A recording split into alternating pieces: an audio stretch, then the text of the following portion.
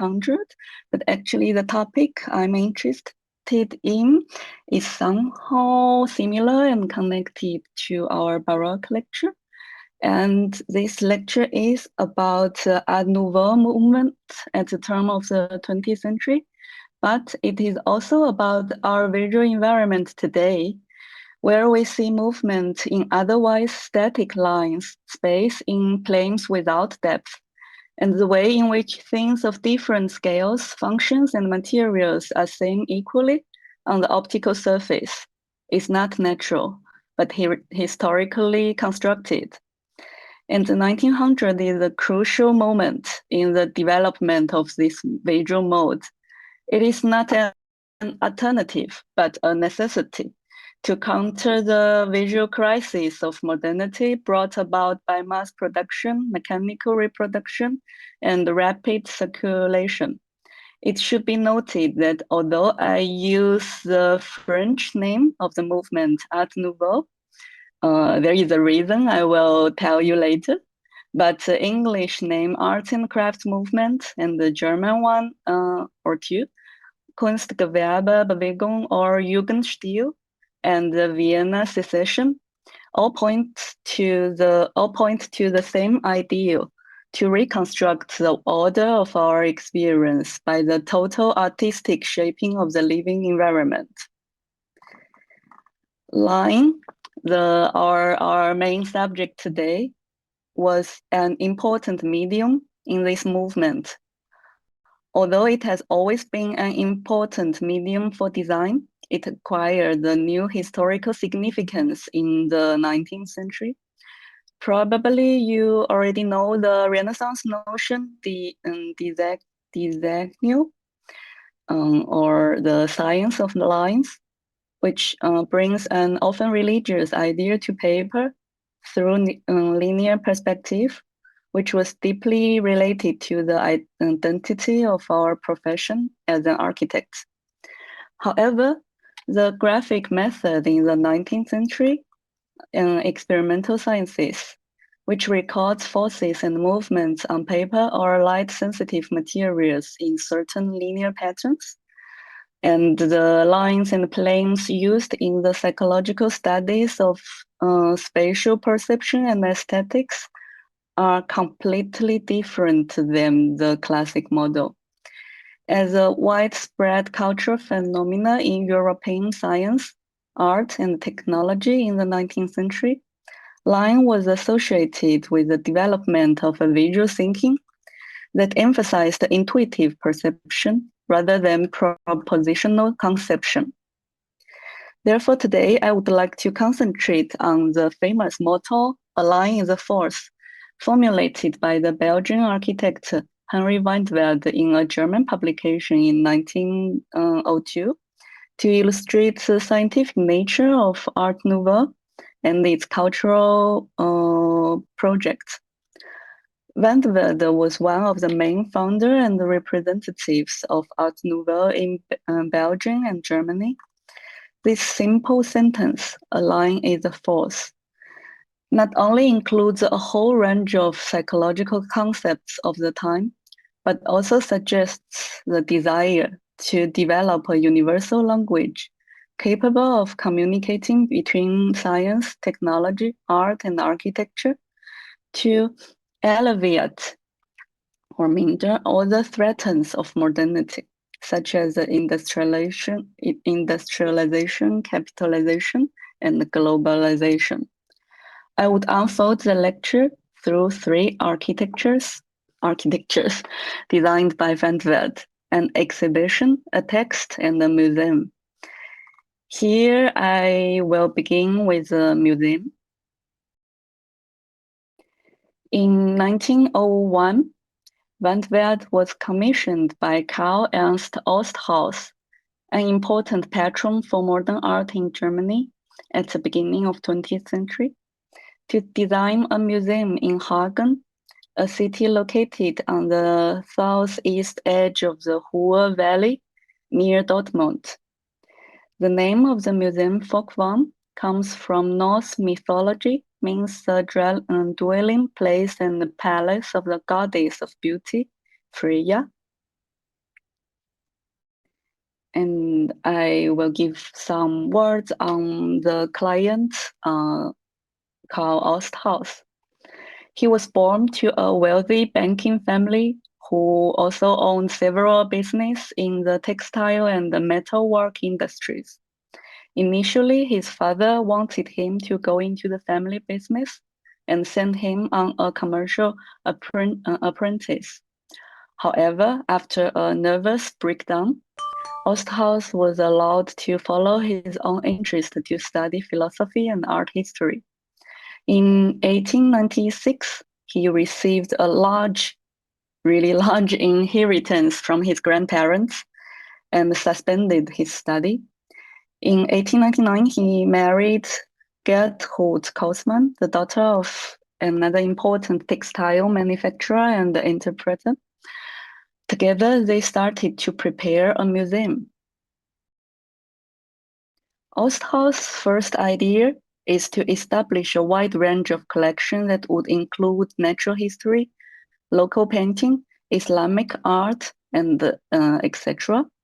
For this reason, he commissioned the Berlin-based architect Karl Gerhardt to design the museum in a mixture of historical styles. Here on the left, we can hardly tell what really a style of this building is. The plan also follows the typical pattern of the time. I only find the plan with extension later, but you see here in the middle, in this a little bit church shape, is the old building of the museum.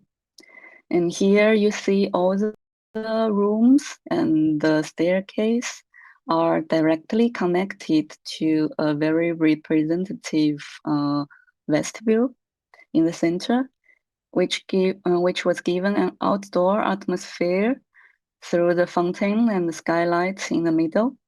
On the first floor, I'm sorry, I think I can't move my mouse to there. But yes, on the first floor, there are an exhibition room on the bottom right, and the lecture hall on the bottom left. And on the second floor, there is a large pictorial hall and a music room.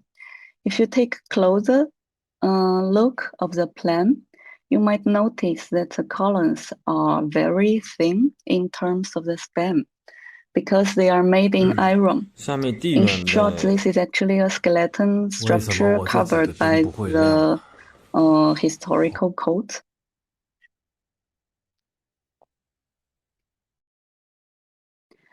However, in the middle of this project, Osthaus changed the course of the museum to modern art and commissioned Van Velde to design the building's interior, and also advised him on the acquisition of artworks. After reading Julius Mayer-Kafer's writing and discovering Van Velde's works, Julius Mayer-Kafer, you see the one sitting in his study room on the left with his wife in Paris. He was one of the most respected and popular art critics in Germany at the beginning of the 20th century.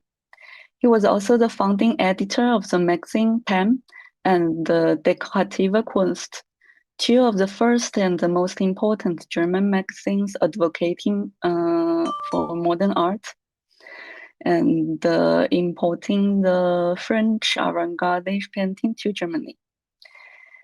And you see in this study room, the wallpaper and the table are Van Velde's design. And on the wall, on the left part, we see the painting from Edward Munch. Mayer-Kafer got to know Van Velde in Paris already in 1985.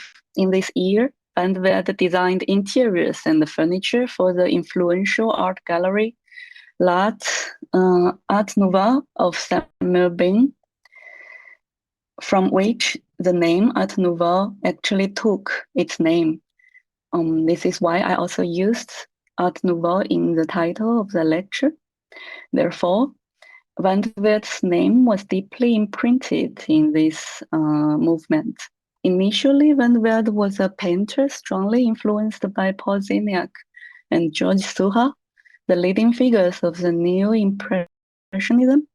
However, inspired by the British arts and crafts movement, he abandoned painting in 1892 and devoted himself to applied art and architecture, to something useful.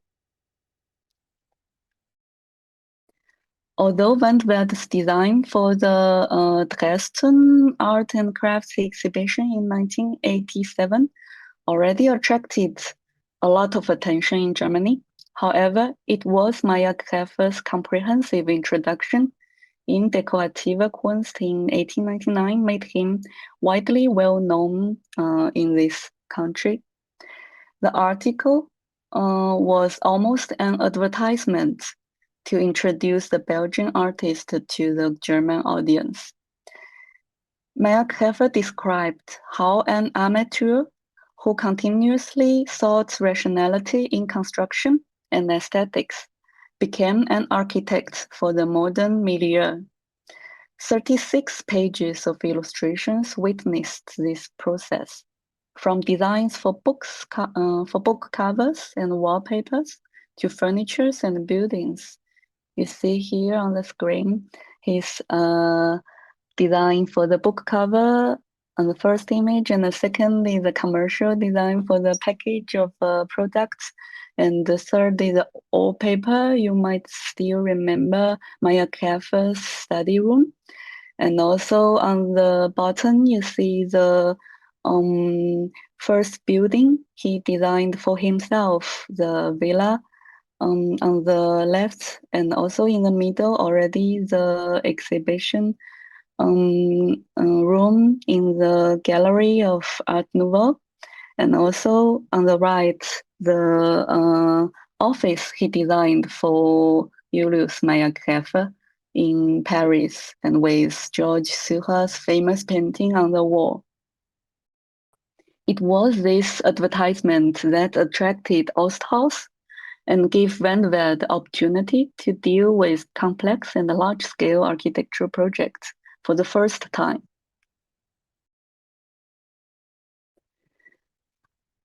Both heavily influenced by Friedrich Nietzsche, Van Werth and Osthaus conceived the museum different from a lot of ethnographic museums emerged at the end of the 19th century, which were always arranged in geographical classification or evolutionary narratives.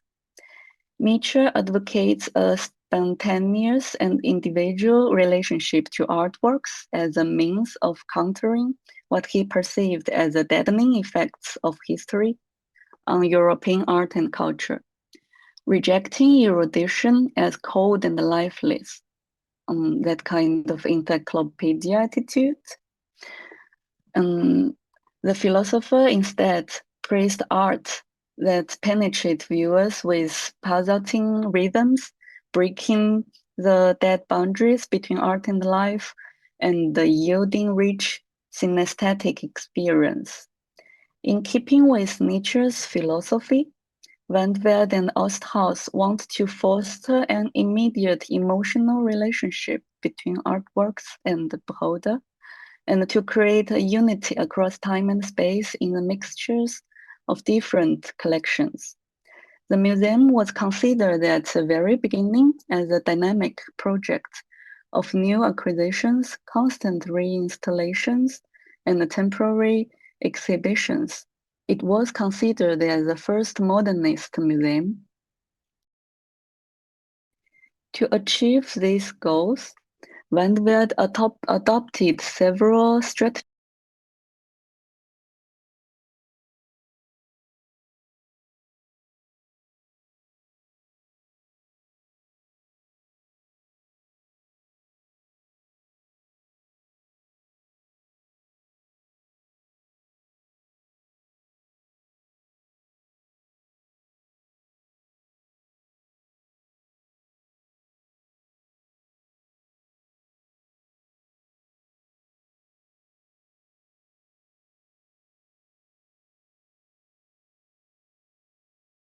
each space, like the one behind and the one in the foreground.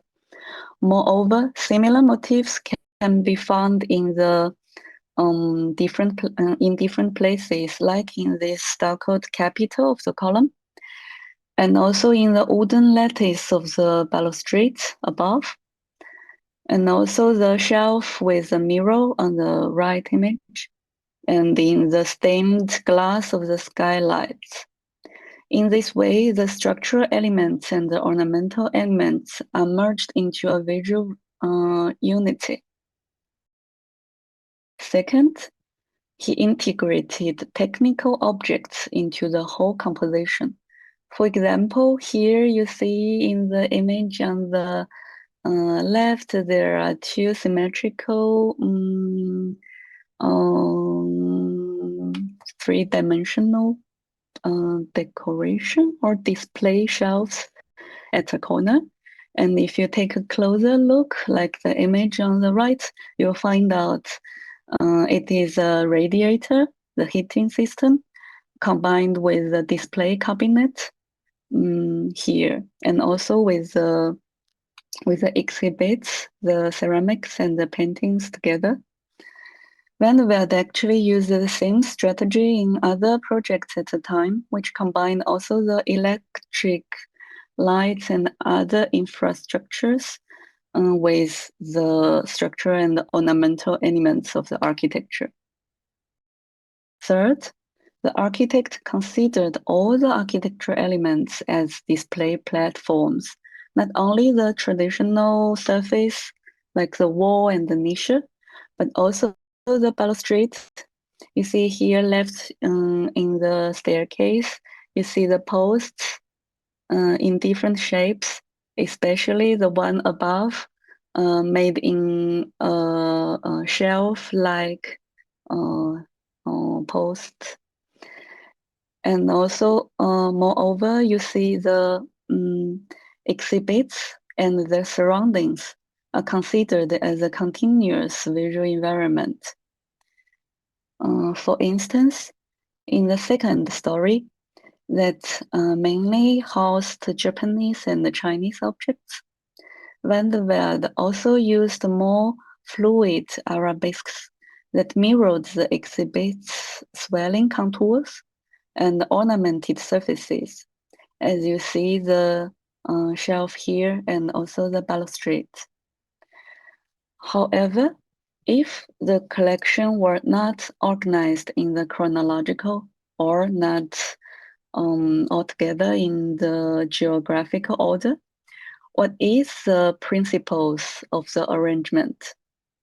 How did Van der Velde combine all the structural and technical and ornamental elements together and create the so-called organic whole? These questions remained unclear. Gertrude Osthaus, the wife of Karl Osthaus, she's article on the museum in 1913 maybe gave us some hints. She wrote, in this museum, the viewer's gaze alights from one work to another only through formal and psychological affinities. The experience of the one only deepens the experience of the other. In fact, to create these formal and psychological affinities, Van der Velde employed specific lines based on principles of contrast and rhythm to draw in viewers and lead them through architectural space. To understand these highly theoretical principles he was following, we need to turn to his words of the time. The text I would like to talk about is an extract from the section called Prinzipielle Erklärungen. It's declarations of principles. In his publication Kunstgewerbliche Laienpredigten, or Lectures to Arts and Crafts Amateurs, in 1902. This extract was published on the weekly magazine Die Zukunft, The Future, a leftist magazine for politics, public life, art, and literature, independent speakers platform for everyone. With a large circulation selling almost 24,000 copies a week. That this extract was published in this magazine is not a coincidence, but very important. I will come back to this point later.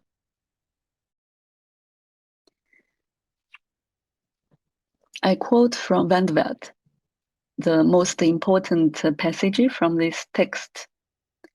A line is a force. It acts in a way similar to other fundamental forces.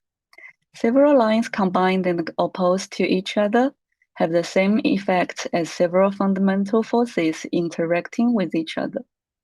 It borrows its force from the energy of the person who draws it.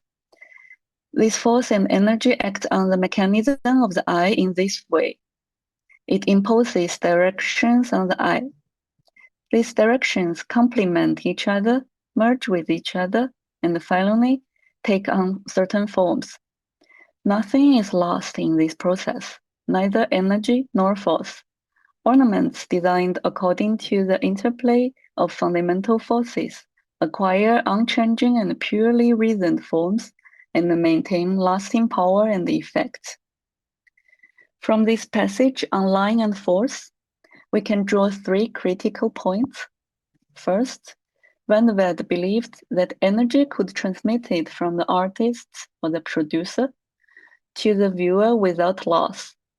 Second, he was convinced that the line acts on the eye with its directionality, following the law of complementarity. Third, by calculating the effect of each line and neutralizing their forces, it was possible to produce a rational design of pure forms that would have a more substantial effect on the subject.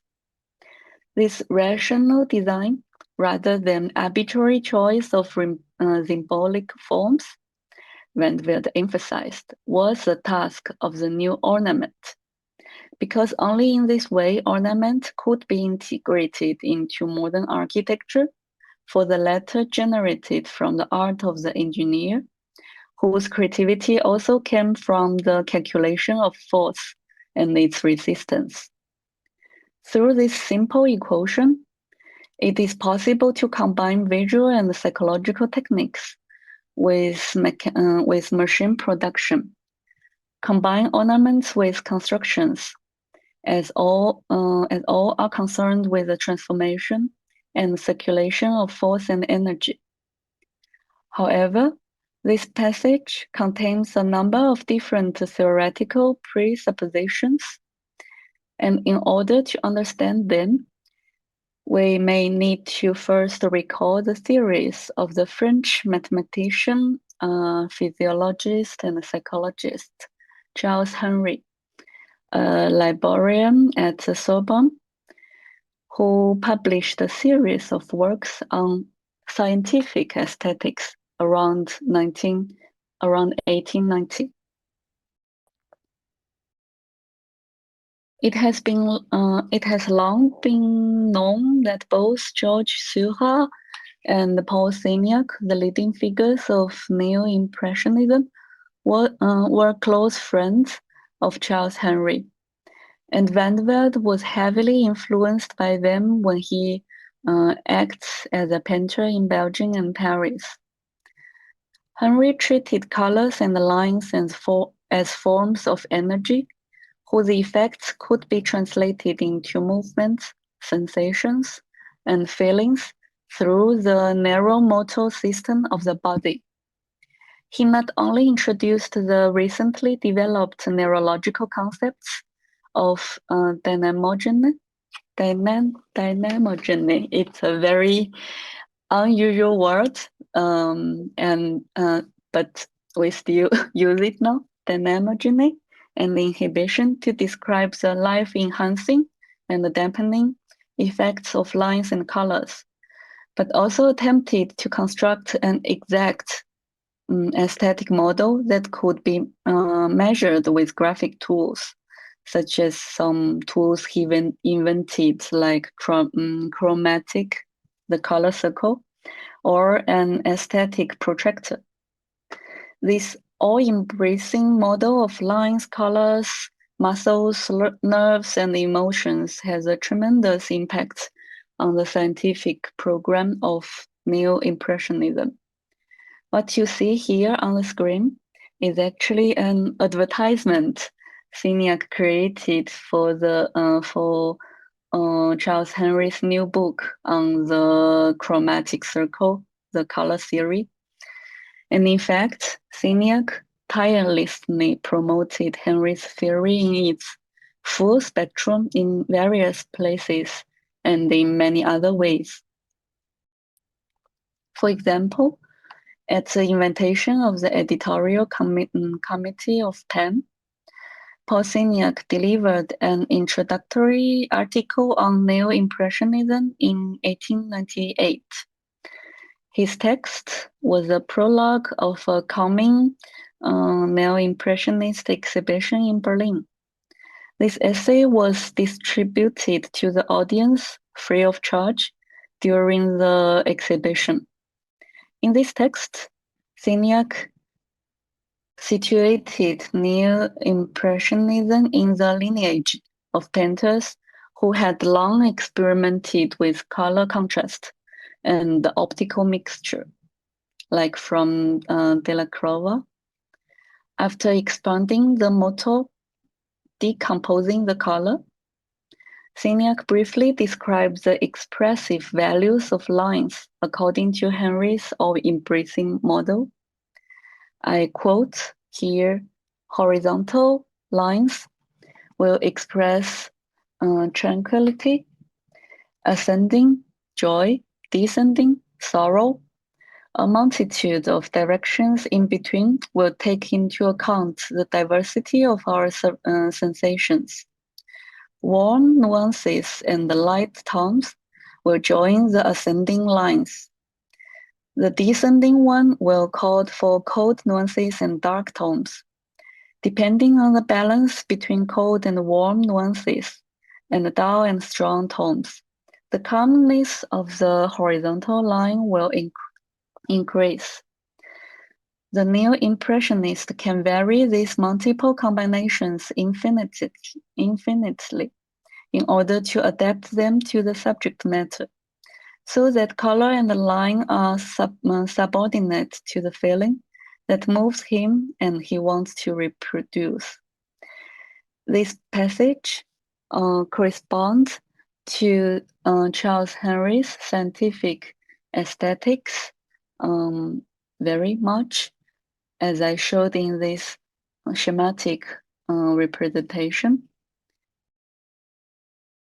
Here, like we have the horizontal and the vertical axis, and we have the whole range of oblique directions, which the ascending one according to the warm colors and the dynamogenous zone, and also the descending one to the inhibitory zone and cold colors. Signac's text marked the beginning of many articles translating and presenting Impressionist and Neo-Impressionist, Post-Impressionist theories and practices in German art magazines.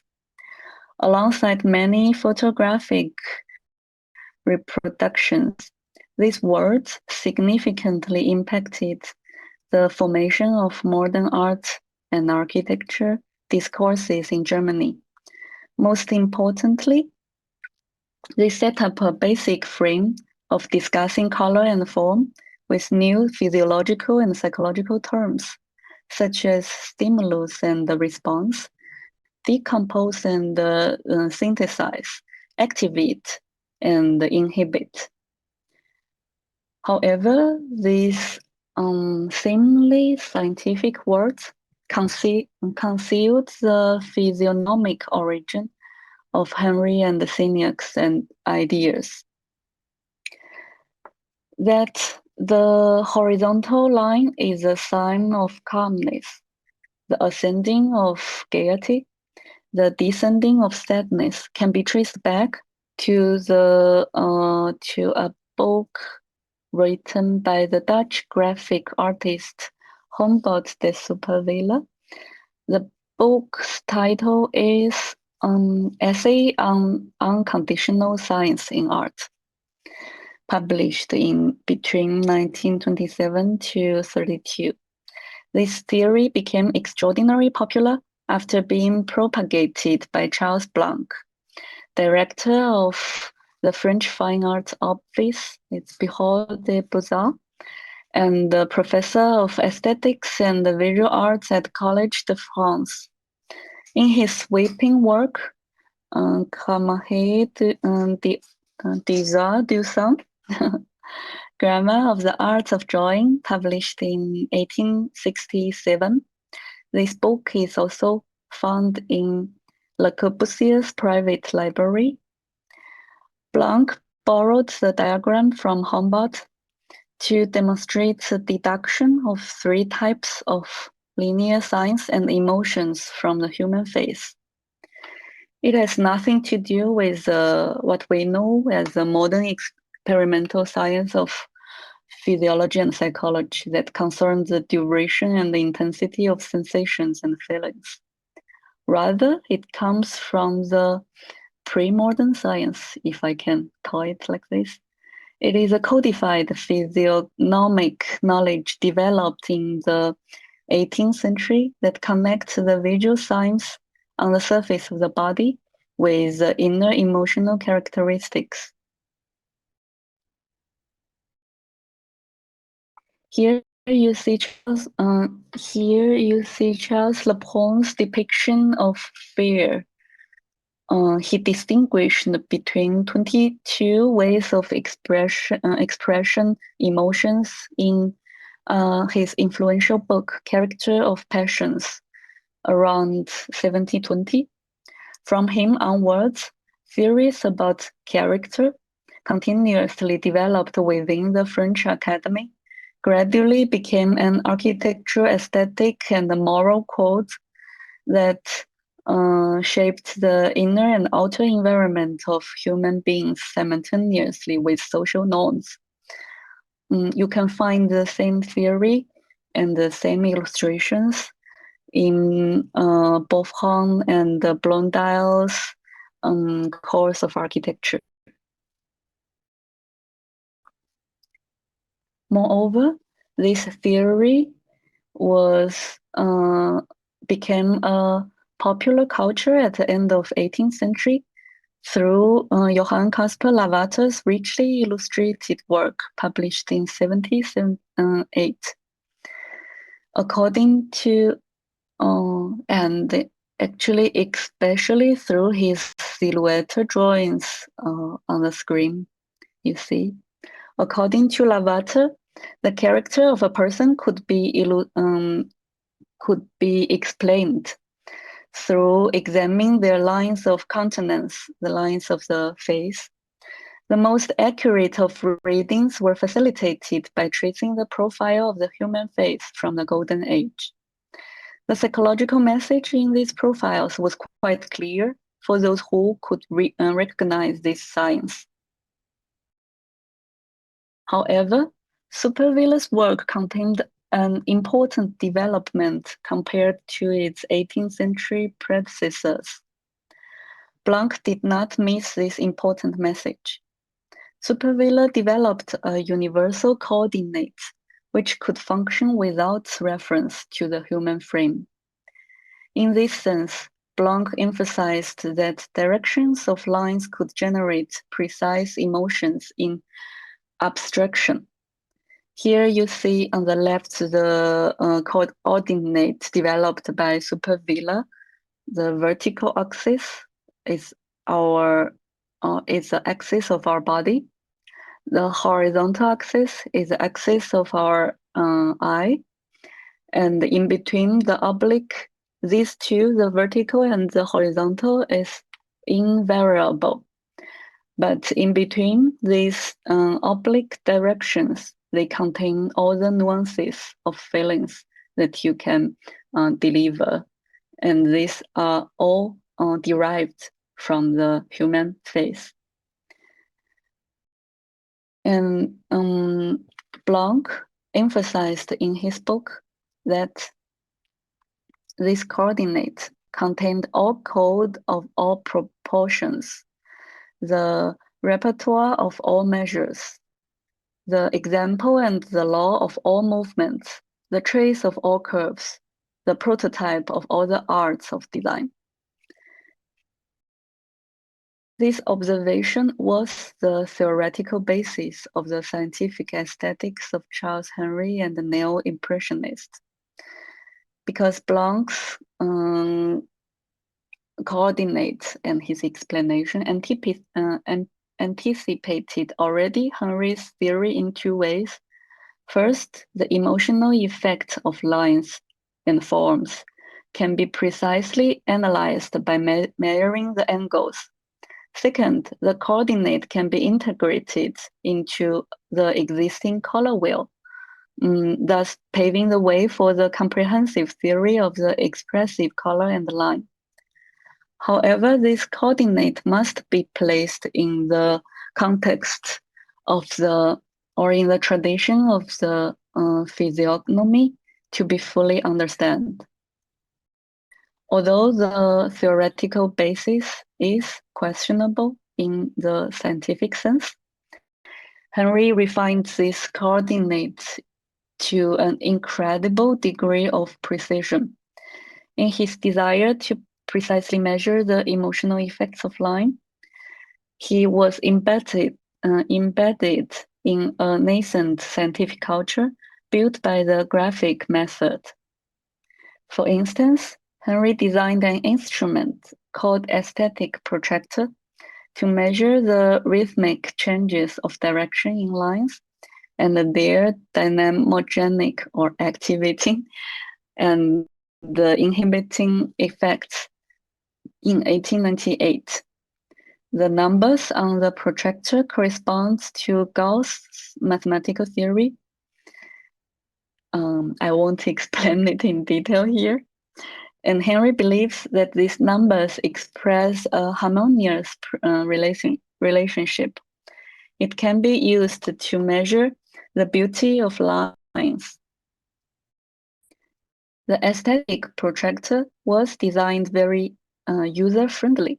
It was originally printed on transparent linen, a kind of fabric, and it is 30 inches wide, folded and slipped into the pocket in the back cover of the book shared the same name. The reader could pick up it at any time and use it without any reference to the theoretical explanations and the mathematical calculations upon which it is based. According to Henry, this instrument was dedicated not only to scientists, engineers, and doctors, but also to art critics and archaeologists, to architects, to all the workers of the line, draftsmen of industrial art, tailors, miners, typographers, cabinet makers, etc. Here we see the table on the left that explains the rhythm of the numbers on the aesthetic protractor. And here in the middle is the example Henry gave at the end of the book to show the measurement and the results made by the aesthetic protractor. However, for us, the supposed user, the only important thing is to measure the line with the protractor, record the numbers, and check their enhancing or inhibitory effects with the table. In explaining the aesthetic protractor, Henry placed it in the context of the graphic method that emerged in the second half of the 19th century. He explicitly referred to the French physiologist Etienne Jumahet and his 1978 book, The Graphic Method in Experimental Science, through which the term graphic method was popularized. The book begins with a adaptation that all forces can be translated into lines, and all quantities can be represented by a length. From the simplest example, the straight line, to the most capricious combinations that one can imagine, the book describes the scientific application of graphics in its entire scope, such as in economic and historical studies, geography, meteorology, astronomy, and so on. And here on the right, you see the simplest example Mahe gave. It's a time measurement, and the scale of hour was shown in length of the straight line. For Mahe, the importance of these white lines on the black background is threefold. First, we can observe and measure through them the spatial-temporal relations of motions, which are usually invisible to our eye. Second, they illustrated the correlation between the patterns of movements with certain factors, even if the exact mathematical laws remain unknown. Third, these records are also of impeccable beauty. In short, these lines visualize relationships that are invisible, principles that are unknown, and aesthetics that are universal. Clarity, accuracy, and beauty are interrelated in these lines. Their incoherency would warn the experimenter of a mistake in his conception, execution, and observation. From the visual appearance, these lines also remind us of Lavater's black and white profiles of the human figure. The significance of the graphic method in the development of modern science was best illustrated by the Viennese physiologist Theodor Bayer in 1895. I quote, "As modern civilization is impossible without railway lines, the telegraph and the telephone, so today's research in physiology, pharmacology, or pathology is inconceivable without the use of graphic methods. Now the mere assertion could no longer suffice. One wanted to see it supported by a curve. Therefore, it is not surprising that the same period also saw the rise of graphic statics. Engineers claimed that geometry had more to offer than it proved. In many cases, a geometrical structure itself was enough to convince people of its validity. Many inferences completely deviated from their meaning as soon as they were proclaimed. Simply by drawing the form and force diagram, an intuitive evaluation of structural behavior, performance, and efficiency can be achieved at a glance.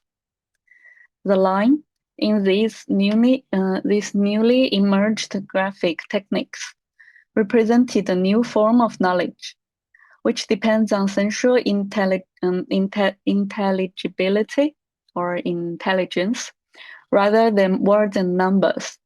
Although no one could explain precisely how this unconscious criterion functioned, its validity was widely known in scientific practices and was actually increased by the repetition of practices.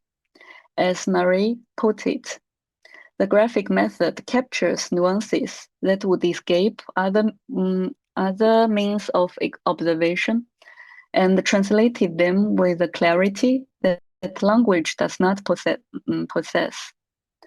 This new scientific paradigm assumed that observers' perception of the size, depth, direction, and movement of lines could provide an intuitive knowledge prior to intellectual activities. Some even argued the ability to acquire this intuitive knowledge suggested the normal and the pathological states of the subject, and furthermore explains all moral divergence of action and judgment. In this sense, Charles Henry described the artist as someone who felt and created forms of beauty through a normally organized and developed nervous system. These forms would contribute to the formation of a normal, harmonious social environment. Through the lens of Charles Henry, from the physiognomical tradition he followed, and the graphic method he took, and the social ambition he claimed, we can better understand Van Werth's motto, "A line is a force," and why he published it on the magazine Die Zukunft. And only in this theoretical, technical, and social context can we fully understand his design for the Folkwang Museum. Here, you see all the words force, energy, direction, complement, power, and effects, and also reason here in this text.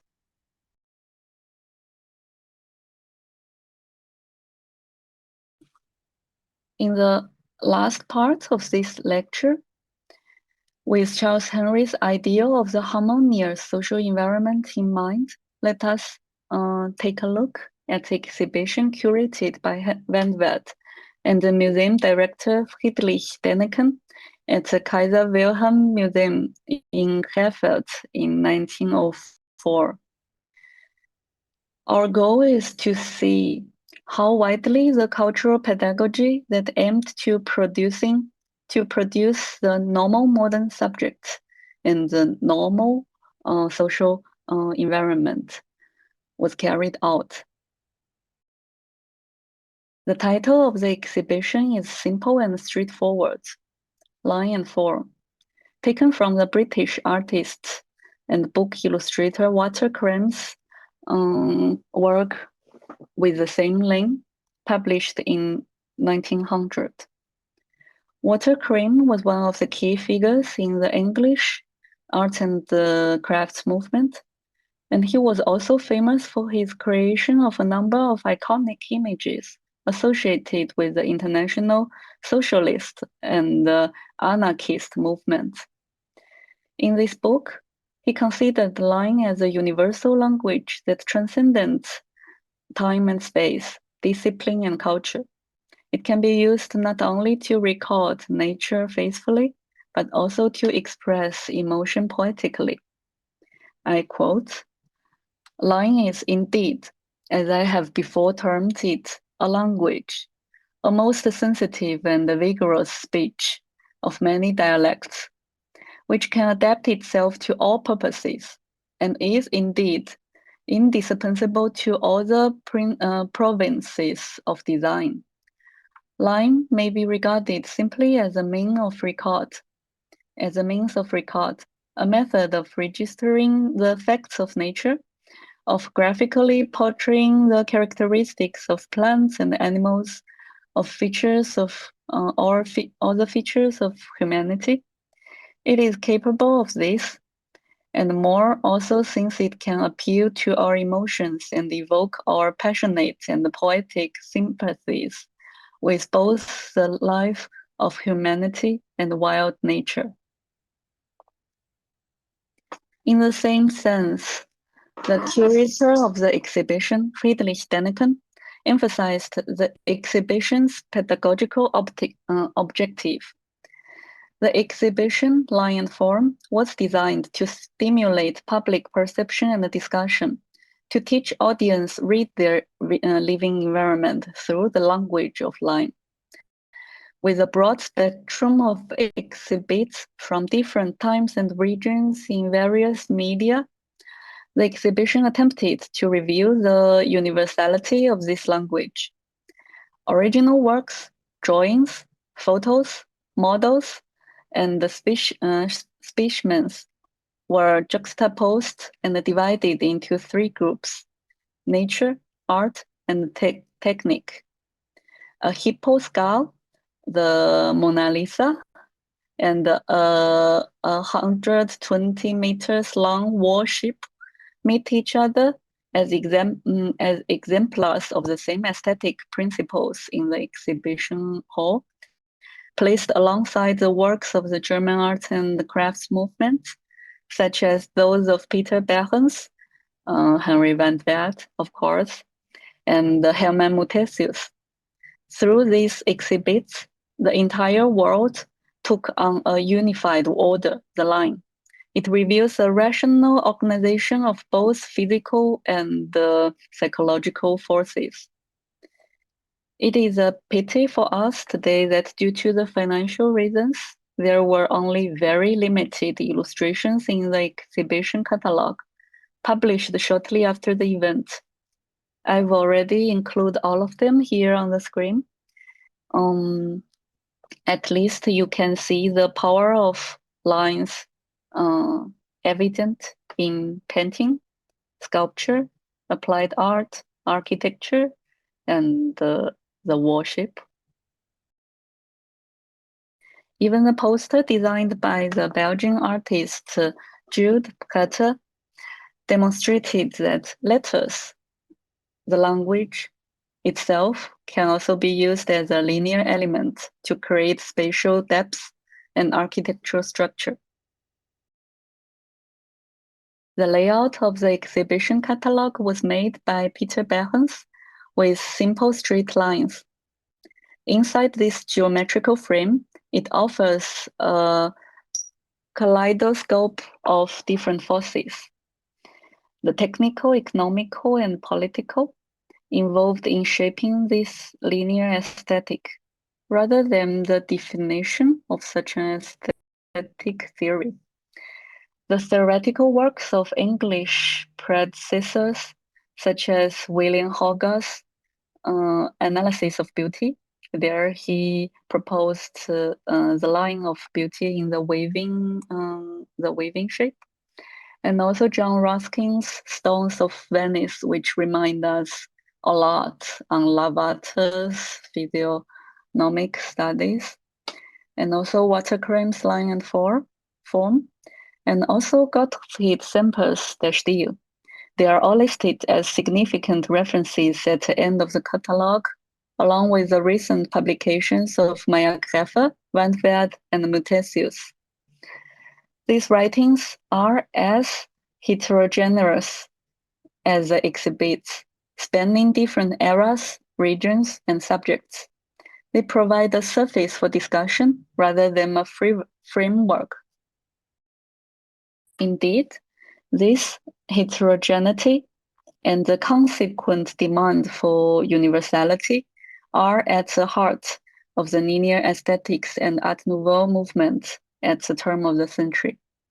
Under the threat of mechanical reproduction and global circulation, the viewer is encouraged to build a world of their own through the Ureigenschaft of the line. That is the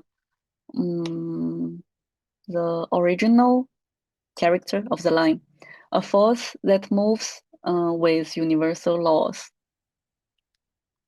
In this highly aestheticized world, there is no distinction with technical objects and natural and technical objects.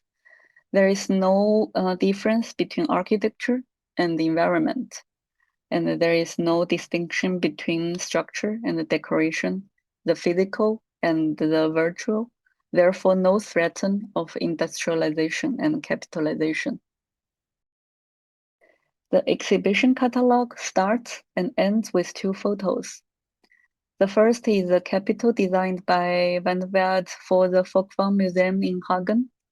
We probably see it here and there before. And the last is the Princess Wilhelm cruiser of the German Imperial Navy. In the curator's view, the head of the battleship and the head of the column, although of completely different scale, material, and function, can be equally understood through their lines, both of them displaying a rational beauty of force. The choice of these 2 photographs was not random. It echoes what Van Velde said 2 years ago about the Düsseldorf ship exhibition.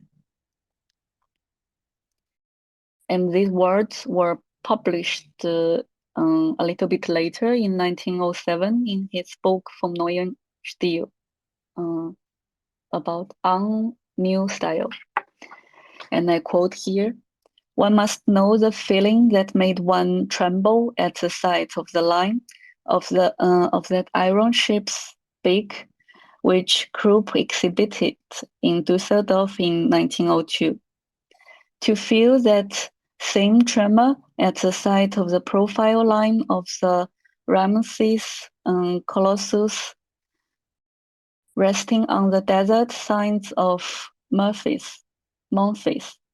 One must have enjoyed the thrill of the feverishly excited line of Grisettes, Degas dancers, and the Logic's ghostly apparitions to enjoy the feverishly sensual excitement of the lines of silhouettes striding in low relief in long succession on the stone walls of the subterranean tombs of the mastaba of tea at Shakara.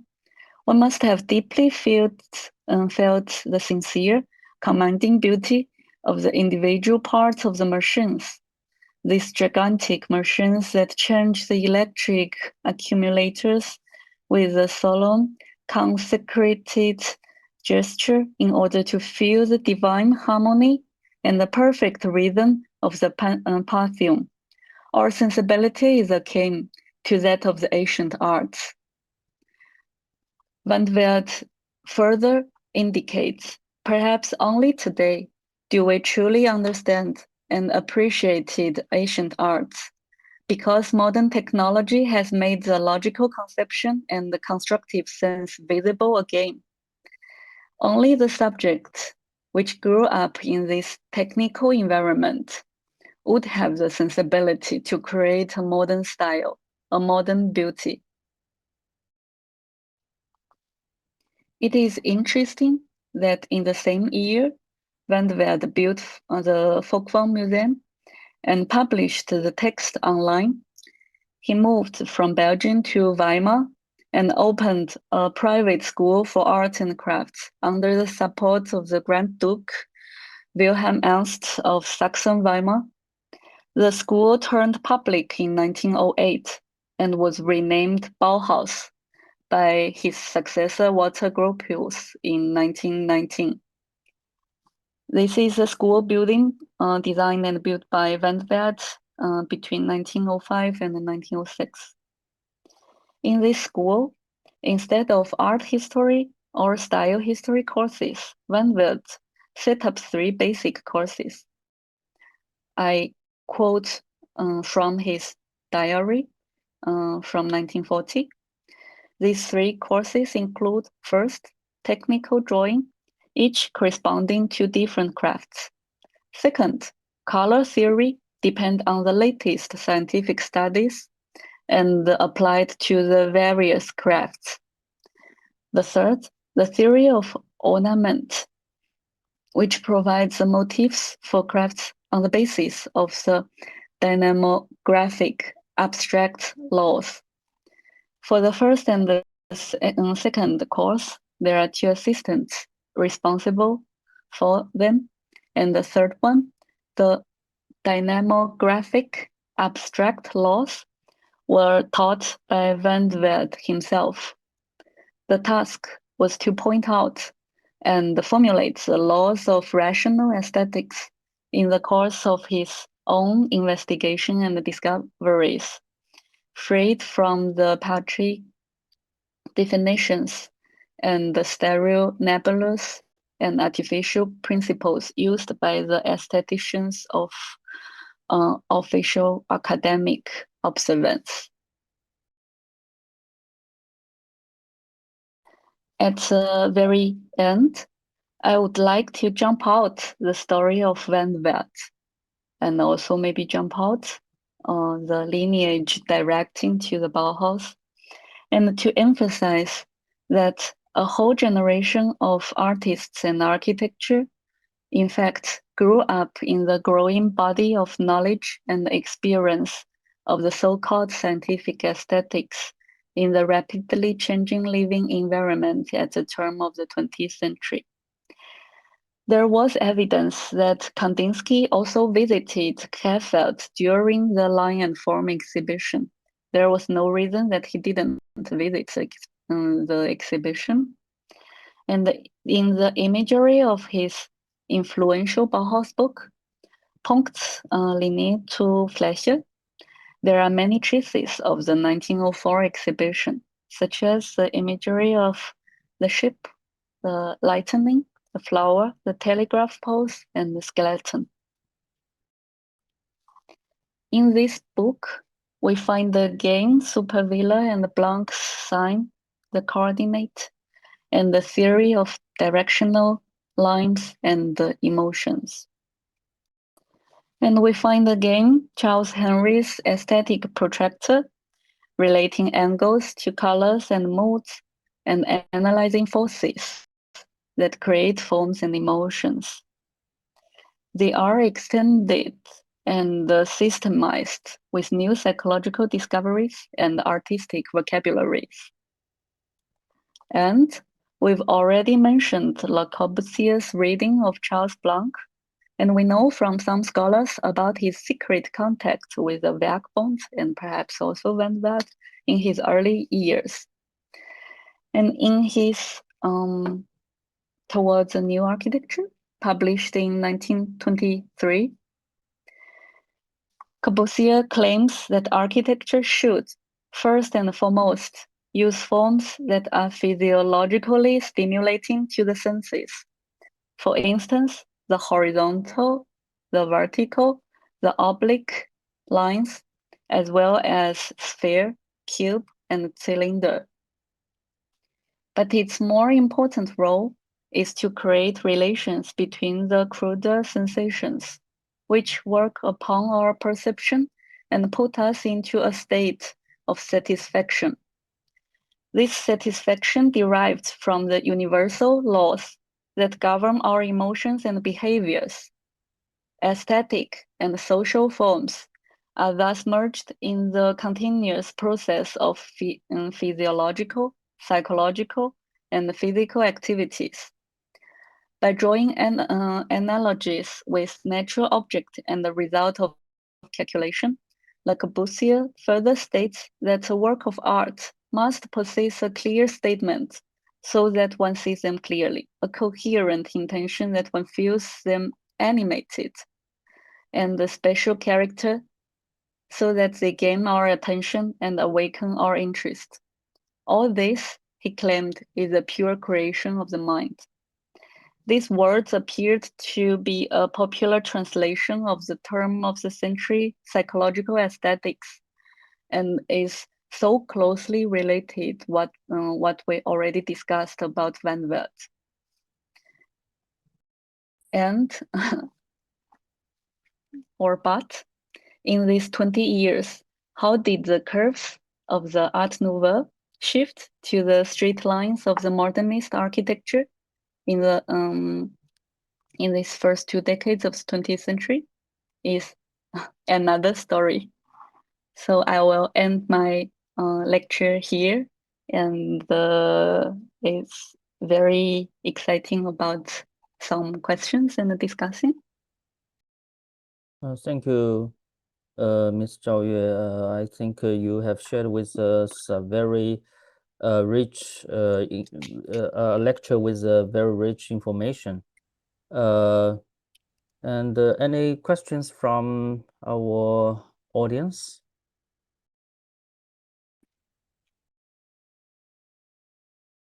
Or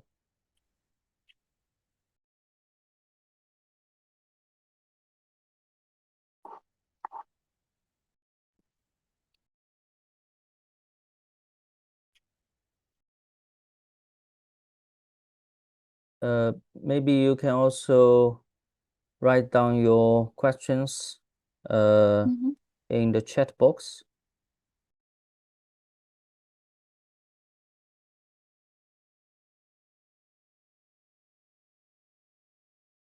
赵老师，要么我先问个问题吧，就是和上次一样，我用中文问吧。